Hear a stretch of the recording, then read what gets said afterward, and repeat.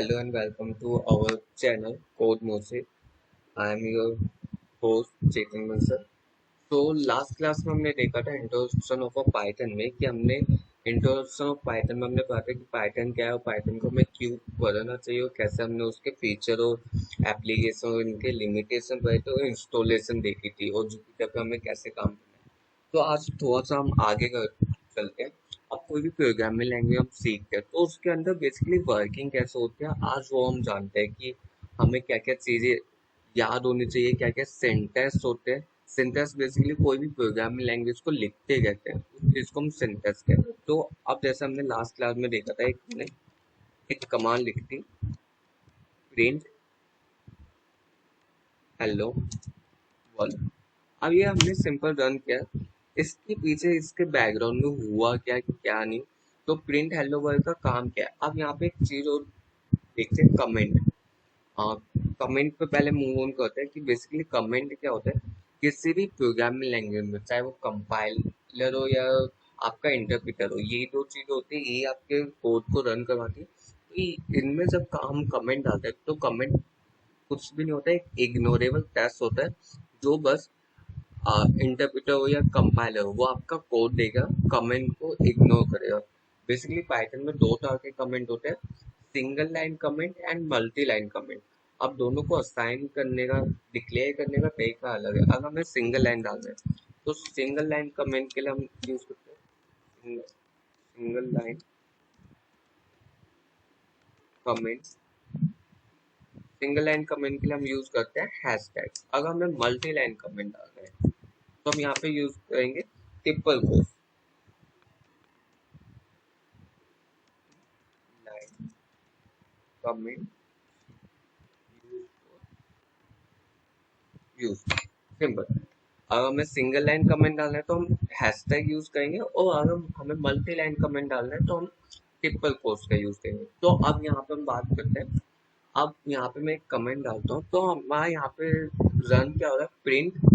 Print करने हमने double quotes में हमने एक वैल्यू लिखी जिसमें हेलो वर्ल्ड में प्रिंट करवा। तो बेसिकली प्रिंट क्या है, प्रिंट आपका एक इनबिल्ट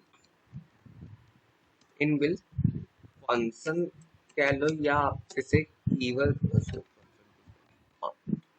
कीवर्ड कह लो, जो पाइथन में पहले से ही प्रेजेंट है और जिसका काम क्या है, किसी भी चीज को प्रिंट करवाना, चाहे वो कुछ भी हो, जो भी प्रिंट स्टेटमेंट में आ रही हो, जो भी चीज प्रिंट के अंदर आ रही है, प्रिंट का बेसिकली काम क्या होगा, उसे प्रिंट करवाने का, उसे डिस्प्ले करवाने का।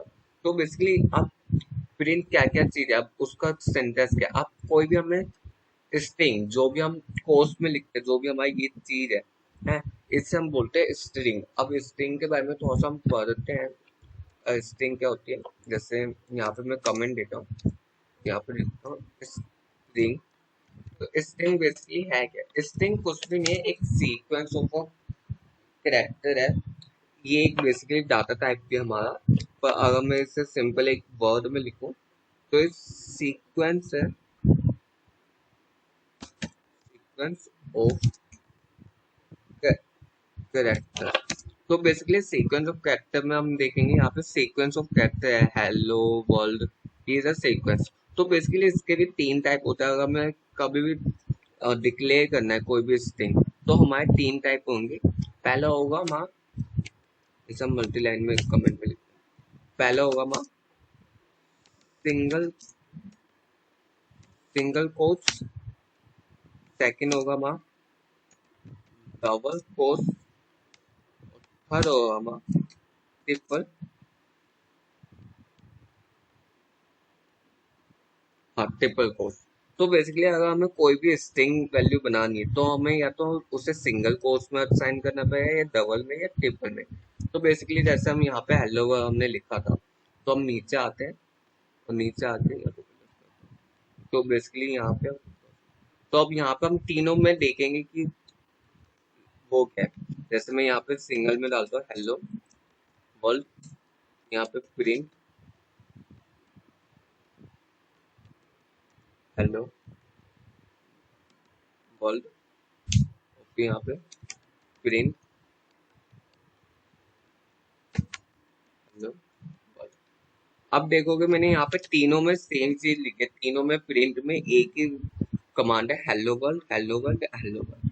अब यहाँ पे तीनों में क्या है कि हमने देखा यहाँ पे तीन तरीके हैं स्ट्रिंग को डिक्लेयर करने के लिए, तो हमने यहाँ पे उन तीनों को इम्प्लीमेंट किया और रन किया, तो तीनों का आउटपुट सेम है, कहीं पे भी डिफरेंस नहीं है। अब दिमाग में आ गया ट्रिपल कोट्स तक तो सही है, हम यहाँ पे चार कोट्स लगा के देख सकते हैं, तो यहाँ पे वो भी देखते हैं हम। अगर मैं सिंपल इसकी बात करें फोर्थ कोर्स की, जहाँ पे हमें एरर देखने को मिल सकता है, ये देखो मैंने यहाँ पे चार कोर्स लाया है, ये मैं यहाँ पे कमेंट डाल रहा हूँ फोर,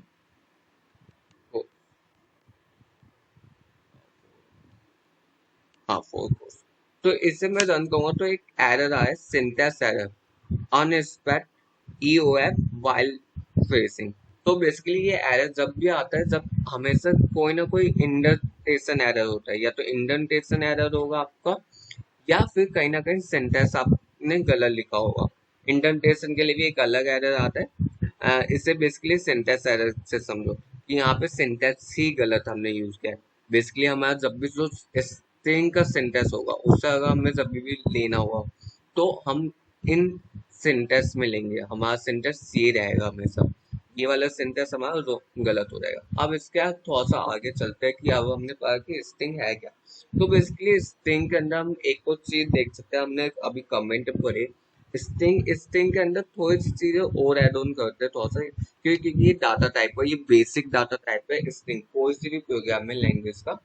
तो यहाँ पे हम एक चीज कर सकते हैं, अब स्ट्रिंग है, अब स्ट्रिंग से हम क्या क्या चीजें कर सकते हैं, जैसे हम स्ट्रिंग को हम किसी, अब तक हमने देखा है कि यार हमें प्रिंट के साथ लिखना है, पर अब मुझे ऐसे स्ट्रिंग चाहिए कि हम कहीं पे स्टोर कर रहे हैं और हम उस वैल्यू को, उस चीज को हम कॉल करें और लाइक वो प्रिंट हो।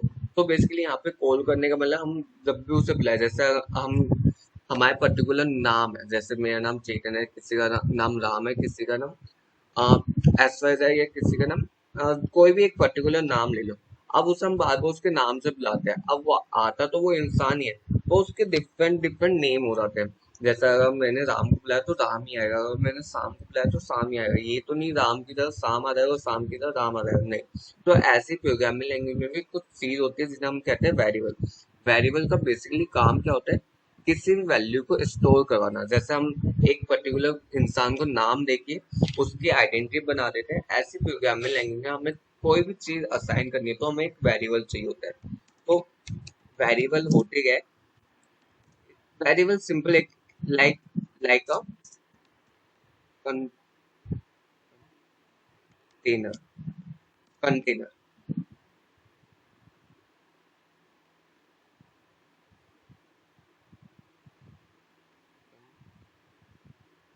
कंटेनर, स्पेलिंग गलत उसके उस पे मत जाना। लाइक अ कंटेनर, अब कंटेनर का क्या काम होता है कि कंटेनर क्या कर सकता है कि यार उसमें कोई भी वैल्यू आप स्टोर करवा सकते हो, ऐसी वेरिएबल है। अगर मैं यहाँ पे बात करूँ, जैसे हम नाम नेम ही ले रहे हैं किसी का, नेम इक्वल टू, अब जैसे हमें पता है हमें स्ट्रिंग वैल्यू ही देनी पड़ेगी, तो हम यहाँ पे चेतन और इसे यहाँ पे हम प्रिंट करवाते हैं,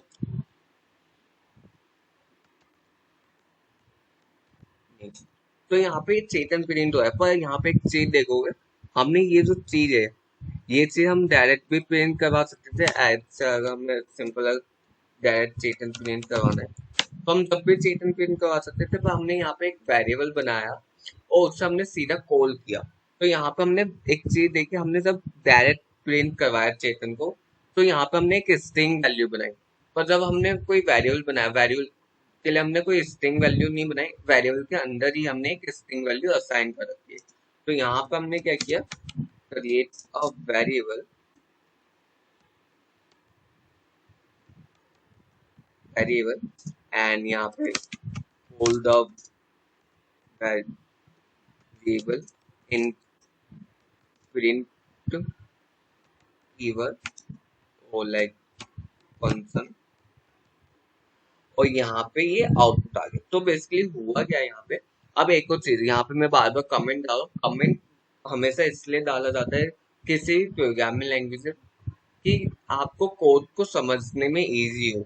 कोई भी कोड आप कर रहे हो, अगर आप एक नेशनल लेवल पे या एक हाई लेवल पे जाओगे तो वहां पे कमेंट डालना आपके लिए एक इम्पोर्टेंट हो जाएगा। क्यों? क्योंकि हम जब भी हाई लेवल कोडिंग की बात करते हैं या हम लो लेवल की भी जो हमारी बिगनर होती है, अगर हम उस पर प्रैक्टिस करते हैं, हमें हाँ हमें पता चल जाएगा वहां पे क्या हो रहा है। पर अगर हमें किसी कोड को समझना है, अगर वो 10 लाइन का भी कोड है, तो अगर हम उसे 1 साल बाद भी देखेंगे, हमारा उसमें वापस माइंड लगेगा कि हमने क्या क्या चीजें की थी, कौन कौन से वेरिएबल बनाए थे। तो हम वहां पे कमेंट डाल देते हैं बेसिकली, जो हमारे एक अंडरस्टैंडेबल हो। कि जैसा अगर हमें यहाँ पे पता है, यहाँ पे कॉल कर रहा है ये सिंपल वेरिएबल को, नाम नेम जो वेरिएबल है उसे कॉल किया, पर हमने यहाँ पे एक कमेंट डाल दिया कि अगर हम यहाँ पे 10 दिन बाद या 15 दिन बाद या 1 साल बाद भी आए, तो हमें याद रहेगा कि हाँ कमेंट देख के अच्छा यहाँ पे ये काम हो रहा है, यहाँ पे ये काम हो रहा है। तो बेसिकली कमेंट डालने का ये यूज होता है।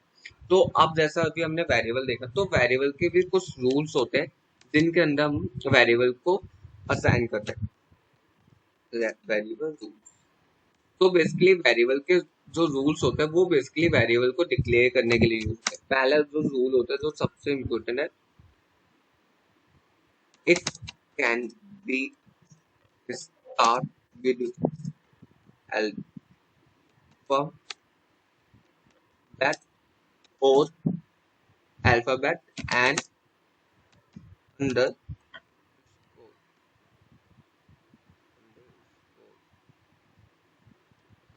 कोड, लाइक ये जो होता है अंडरस्कोर ये होता है।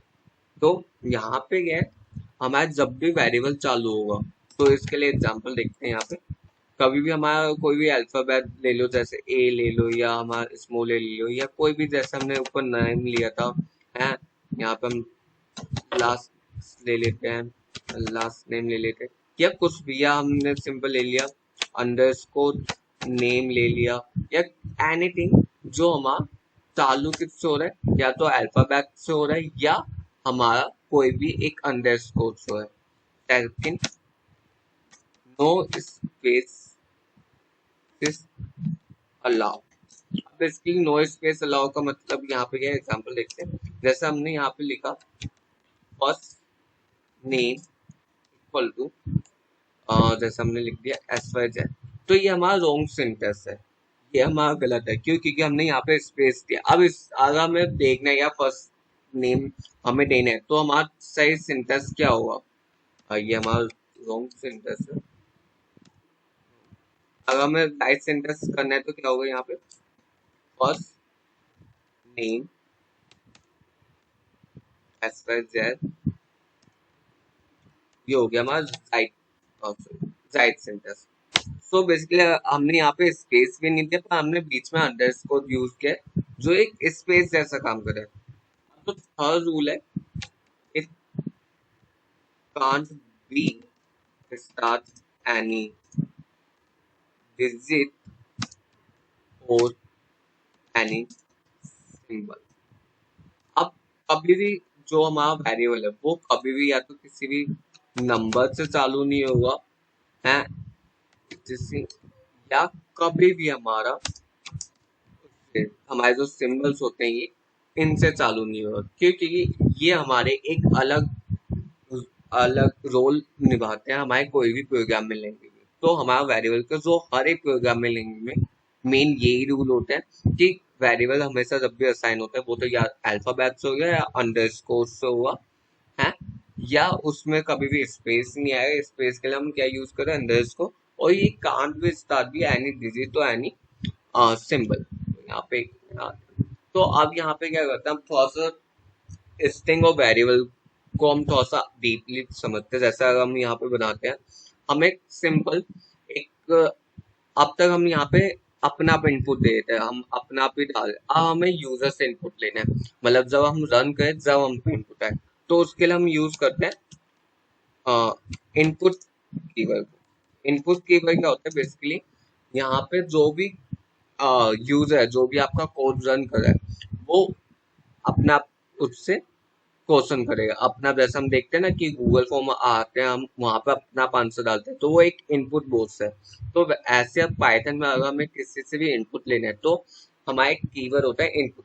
हम कीवर्ड की बात करें तो बेसिकली मैं कीवर्ड बता देता हूँ। कीवर्ड क्या होता है? पाइथन के अंदर प्री डिफाइंड कुछ कीवर्ड होते हैं, अप्रोच 33 कीवर्ड होते हैं, जो पाइथन के लिए ही बनाया गया है, जो पाइथन के लिए इनबिल्ट कीवर्ड है, जिन्हें हम कहीं पे भी एज अ वेरिएबल या कहीं पे भी यूज नहीं कर सकते। ये सारे के सारे केस सेंसिटिव है। अगर प्रिंट जैसा प्रिंट है, प्रिंट पे पी स्मॉल है, आर स्मॉल है, आई स्मॉल है, एन स्मॉल है, टी स्मॉल है, तो ये स्मॉल ही रहेगा। अगर हमने यहाँ पे जैसे मैंने पी कैपिटल कर दिया तो यहाँ पे रन नहीं करेगा, यहाँ पे हमें एक एरर दे देगा, प्रिंट इज नॉट डिफाइंड। जबकि हम ऊपर ही काम कर रहे हैं प्रिंट पे, पर यहाँ पे अगर जब तक हम उसे प्रॉपर नहीं लिखेंगे तो वो रन नहीं करेगा। तो ये केस सेंसिटिव भी है आपको। तो अब बात करते हैं, अगर हमें देखने की कीवर्ड कीवर्ड कितने होते हैं कितने नहीं, तो उसका सिंपल एक प्रोग्राम है जो मैं थोड़ा सा दिखाता हूँ। Input keyword print keyword dot के डब्ल्यू।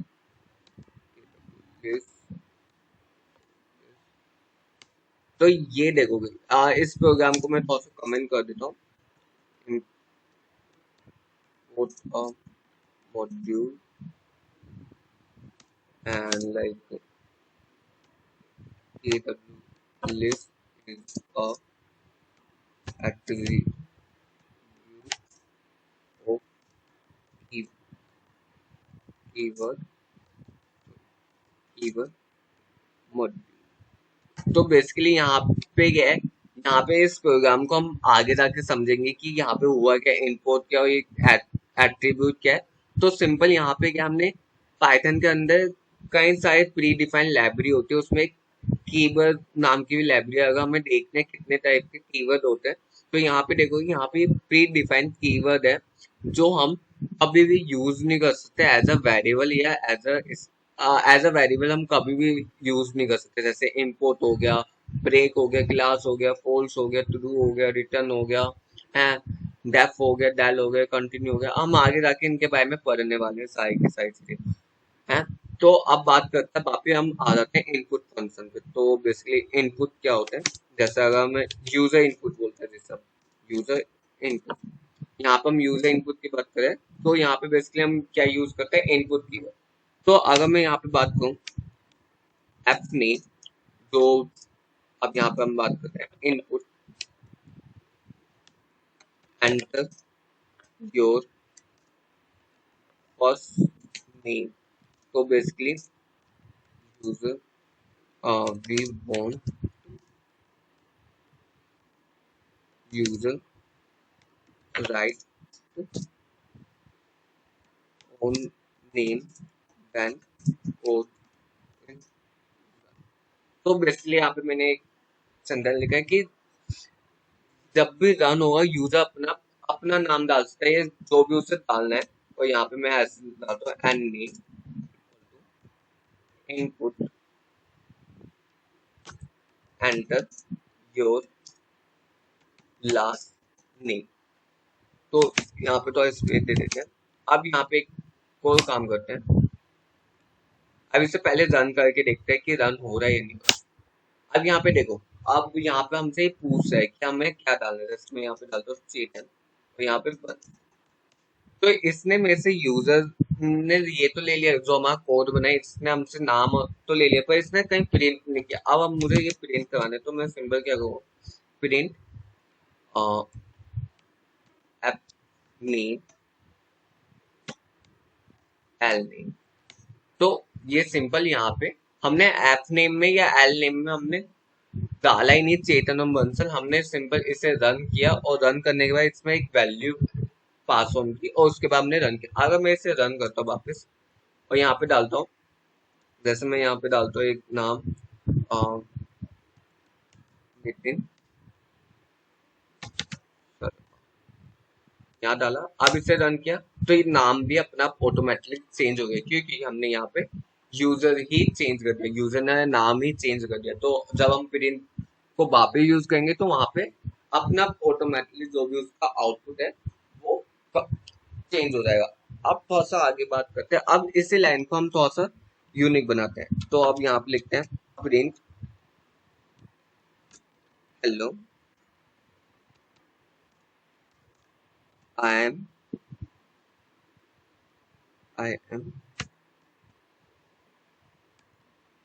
जो भी हमारी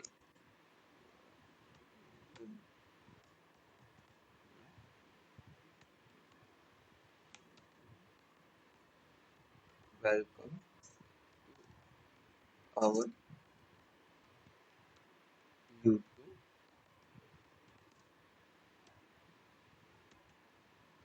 तो बेसिकली अब यहाँ पे क्या है, यहाँ पे हमने एक स्ट्रिंग भी पास आउट की और हमने यहाँ पे एक वेरिएबल भी पास आउट किया। अब इसे हम रन करते हैं सिंपल यूजर इनपुट को।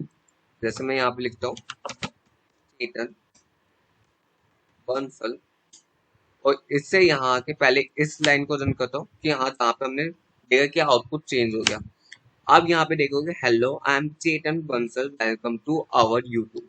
तो यहाँ पे सिंपल, यहाँ पे ऑटोमेटिक जैसे हमने यूजर ने यहाँ पे रन किया तो यहाँ पे यूजर की ही कमांड मानी गई। यहाँ पे हमने कोई पर्टिकुलर एक वो नहीं दिया। अगर मैं यहाँ पे किसी को पर्टिकुलर नाम देता, जैसे अगर मैं यही कोड विदाउट यूजर इनपुट करता तो यहाँ पे वो बनता है ऐसे एफ नेम इक्वल टू, अगर हमने यहाँ पे लिखा चेतन और एल नेम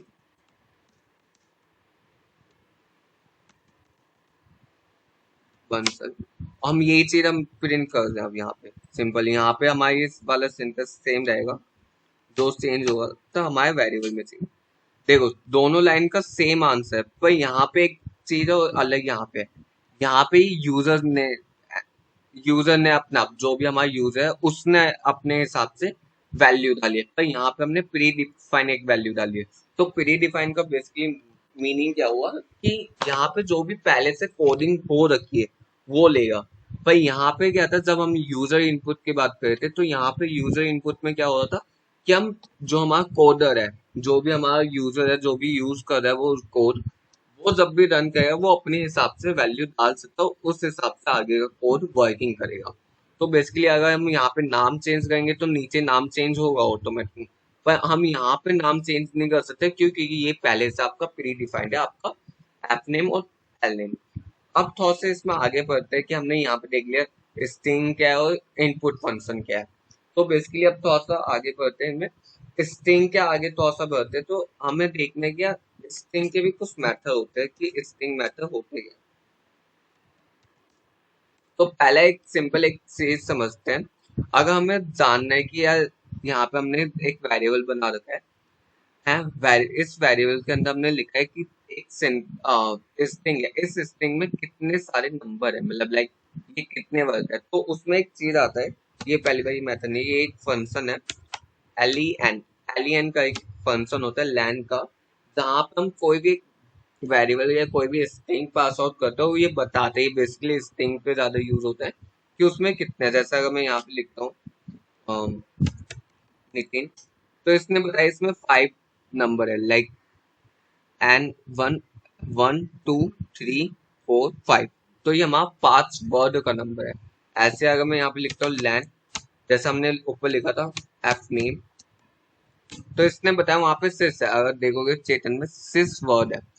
तो बेसिकली अब यहाँ पे हमने एक चीज देखी कि हमें ये पता चल गया क्या है क्या नहीं। अब यहाँ पे एक चीज देखते हैं मैटर से पहले, इंडेक्सिंग। अब इंडेक्सिंग होती क्या है, इंडेक्सिंग बेसिकली अगर हमें यहाँ पे जैसे ही नितिन है, नितिन का हमें बस एन चाहिए, एन प्रिंट करवाने की, हमें फर्स्ट एन प्रिंट करवाना है।